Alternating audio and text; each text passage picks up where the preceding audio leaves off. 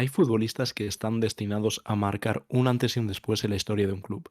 Ese tipo de jugador que enamora a una afición y marca a toda una generación. Genios hay pocos, pero hoy vamos a hablar de uno que pasó por el Atlético de Madrid y que su conexión con la grada del Vicente Calderón dejaba ver que estábamos hablando de una historia de amor para la eternidad. Un genio de tan solo 1,65 m que transmitía grandeza cada vez que pisaba un terreno de juego. La historia de amor que terminó de la manera más cruel posible. Esta es la historia de Osvaldo Giroldo Jr., más conocido como Juninho Paulista. Nos remontamos al año 1995. El Middlesbrough, club del noreste de Inglaterra, decidió lanzarse a por un joven futbolista de 22 años que jugaba en las filas de Sao Paulo. Juninho se convirtió en el primer jugador brasileño en la historia de la Premier League. Su fichaje causó dudas, sobre todo por su físico. Medía 1,65 y pesaba menos de 60 kilos. Esto, en una liga como la inglesa, que siempre se caracterizó por la potencia, fuerza y resistencia, hizo que ningún grande se atreviera a ficharlo. Por ello, fue al Middlesbrough y no al Manchester United, Liverpool o Arsenal. Juninho había demostrado de lo que era capaz en Sudamérica. Sabía lo que era ganar una Libertadores con Sao Paulo y la Intercontinental al Milan de Capello. Su presencia en la selección brasileña estaba asegurada y era uno de los fijos. Fue muy importante en la Copa de América de 1995, en la que Brasil llegó hasta la final contra Uruguay. En los penaltis, la selección brasileña cayó derrotada. Llegó a dejar sentado en el banquillo a Rivaldo durante los Juegos Olímpicos de 1996, ganando la medalla de bronce y formando una dupla letal con Ronaldo Nazario.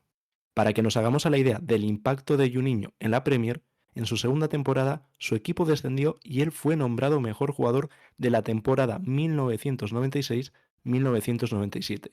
Eso hizo que los equipos se rifasen al brasileño y ahí apareció el Atlético de Madrid. La marcha de Juninho dejó una gran huella en Inglaterra y cambió la forma de ver el fútbol en las islas. Con el impacto de Juninho, otros equipos comenzaron a apostar por el perfil del futbolista brasileño. Juninho llegó al Atleti por una cifra en torno a los 15 millones de euros. Mario Zagallo, seleccionador brasileño, fue uno de sus principales valedores y la persona que aconsejó a Juninho de firmar por un equipo de la Liga Española. El Mundial de Francia de 1998 estaba a la vuelta de la esquina y solo tenía en la cabeza repetir la dupla Ronaldo Nazario-Juninho, que también había funcionado en los Juegos Olímpicos. Antic seguía las órdenes del Atlético de Madrid, un Atleti que aún tenía presente la ilusión de la temporada anterior de conseguir la Champions League antes de caer eliminado ante el Ajax. Maldita lentilla de Aguilera y maldito penalti de Snyder. En la selección tenía el mejor delantero centro que había, pero en el Atleti su sustituto no se quedaba muy atrás. Le tocaba formar pareja con Christian Vieri, y la conexión entre los buenos siempre sale a relucir.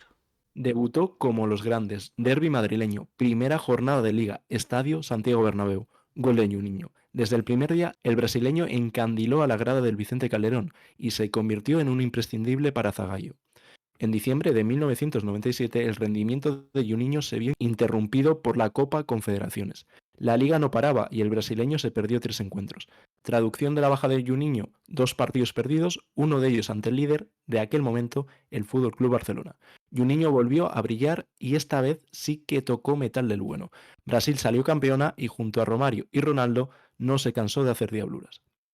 1 de febrero de 1998. Cada vez que pensamos en ese día y en Balaídos, deseamos con todas nuestras fuerzas que Juninho no hubiese estado allí.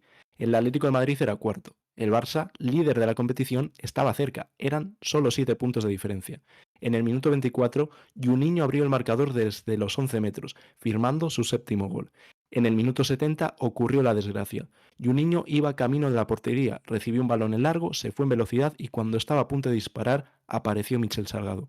Una entrada en la que no había ni una sola opción de jugar el balón y que destrozó al brasileño. La salvaje entrada acabó con una fractura de peroné y con la rotura de casi todos sus ligamentos del tobillo.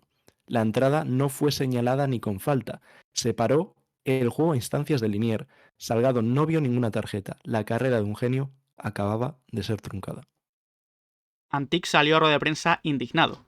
Alguien me tiene que explicar cómo tengo a un jugador con la pierna rota y no hay sanción, decía. Tras analizar la jugada, Competición sancionó a Salgado con 4 partidos, pero tampoco sirvió para nada. El jugador vio cómo su sanción fue retirada tras la presión que hubo desde Vigo. Juninho se retiró del campo entre lágrimas y con una sola cosa en la cabeza: el Mundial de Francia. Según ha contado el médico que realizó la operación, lo primero que salió de la boca de Juninho fue: «Doctor, ¿y el Mundial?». El brasileño no llegó a la cita mundialista, y el Atleti perdió su alma con la baja de Juninho. Acabó en séptima posición y fue eliminado en cuartos de final de la UEFA. Aún así, el brasileño llegó a protagonizar uno de los anuncios más míticos de Nike, junto a sus compañeros de selección, en un aeropuerto.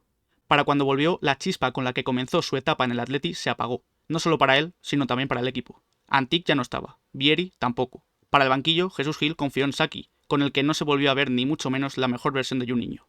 Después llegó Ranieri, que no contó con el brasileño. Sin embargo, Juninho siempre pensó que los problemas iban más allá, ya que el club le había puesto en venta en el verano del 99. Lo lógico es que se vaya, decía Gilmarín. Dicho y hecho, Juninho se marchó cedido, volvió al Boro y al Atleti no le fue mucho mejor sin él. Al final de esa temporada descendió. El tiempo que el Atleti estuvo en segunda, Juninho lo pasó en Brasil, donde jugó en Vasco de Gama y Flamengo, también cedido. Juninho lo aprovechó, volvió a sentirse importante como futbolista, consiguió la Liga Brasileña y la Copa Mercosur. Entró en el once ideal de la liga en su primer año y en el segundo, al igual que lo hizo en Inglaterra, fue nombrado mejor jugador de la competición.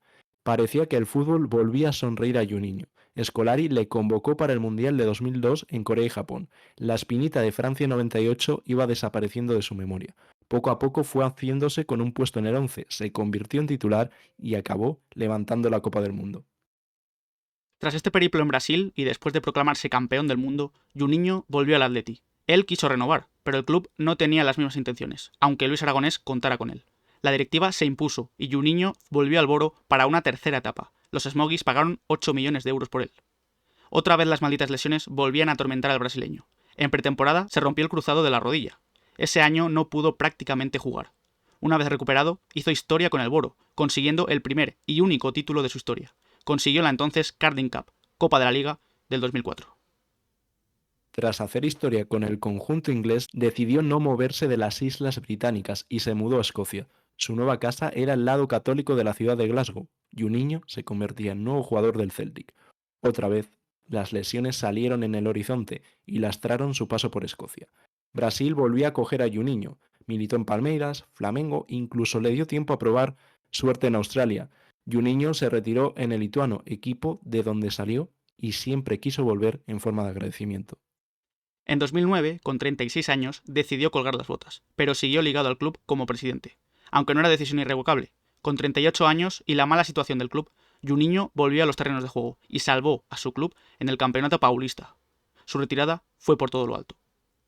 Esta es la historia de Juninho Paulista, un pequeño genio brasileño que enamoró a todo el Vicente Calderón. Larga vida a los jugones.